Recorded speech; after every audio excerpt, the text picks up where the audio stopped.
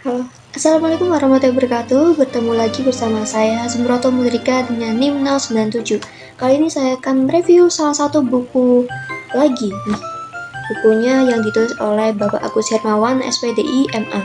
Namun kali ini bersama dengan Ibu Erlina Wijayanti, SPD. Bukunya berjudul Psikologi Profetik, terbitkan oleh Yayasan Hajah Kartini Kudus pada tahun 2024 juga, sama seperti buku konseling dan psikoterapi Islam waktu itu juga. Nah, untuk tebal halamannya ini ada 64 halaman beserta satu halaman kosong ini terdiri dari 10 bab beserta penutup. Jadi bab pertama itu membahas mengenai konsep manusia dalam perspektif profetik. Ini membahas mengenai manusia menurut pandangan Islam, lebih ke arah hubungan itu kayak gimana sih.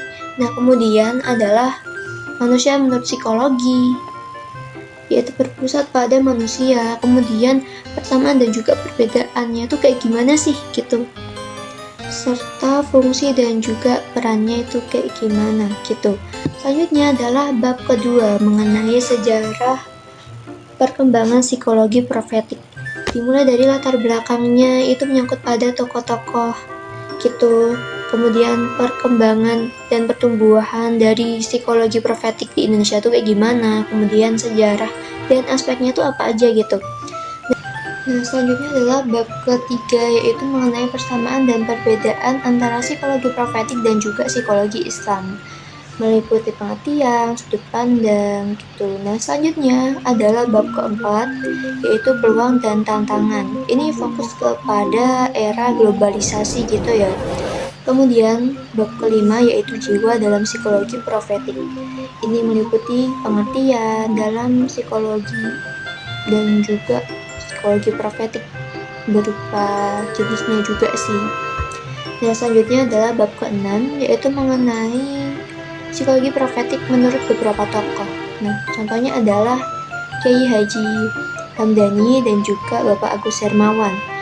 Kemudian bab ketujuh yaitu akal dan juga wahyu.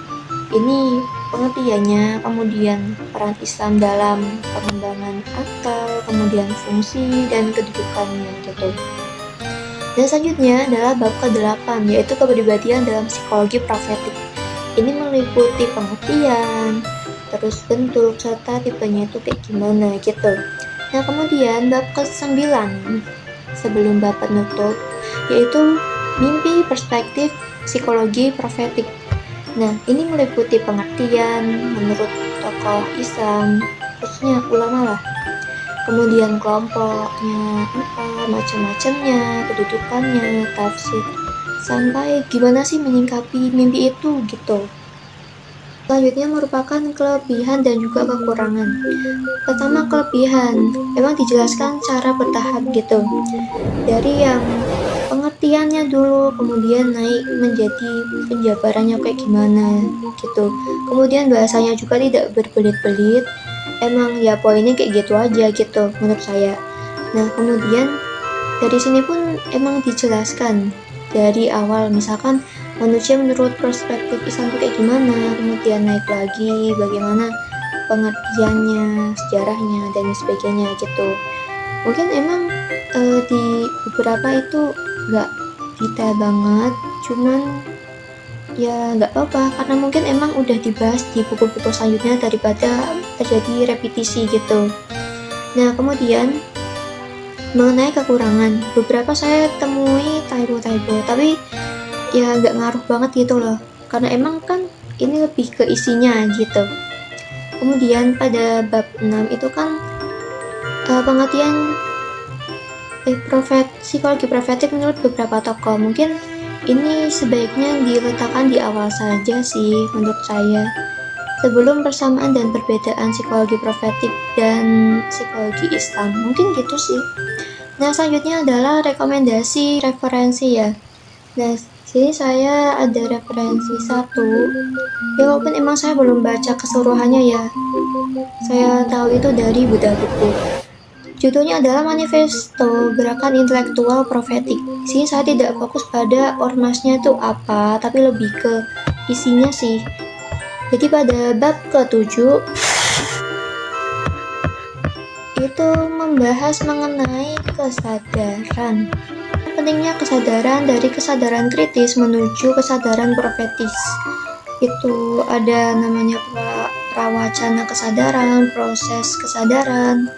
Itu ada beberapa kesadaran contohnya itu. Ada yang magis, naif, kritis, profetis gitu, kemudian etika, profetis, dan lain sebagainya. Dan ini kan lebih ke intelektual ya, mungkin bisa dikaitin antara referensi ini sama psikologi profetis itu kayak gimana gitu. Mungkin sih itu sih.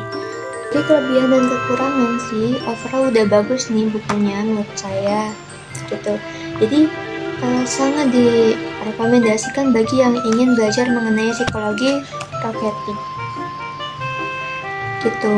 Apalagi kan ini bahasanya ya bisa dikembangkan lagi gitu. Saja mungkin dari saya, dan kurang lebihnya saya mohon maaf. Billahi taufik wal hidayah. Wassalamualaikum warahmatullahi wabarakatuh. Dah.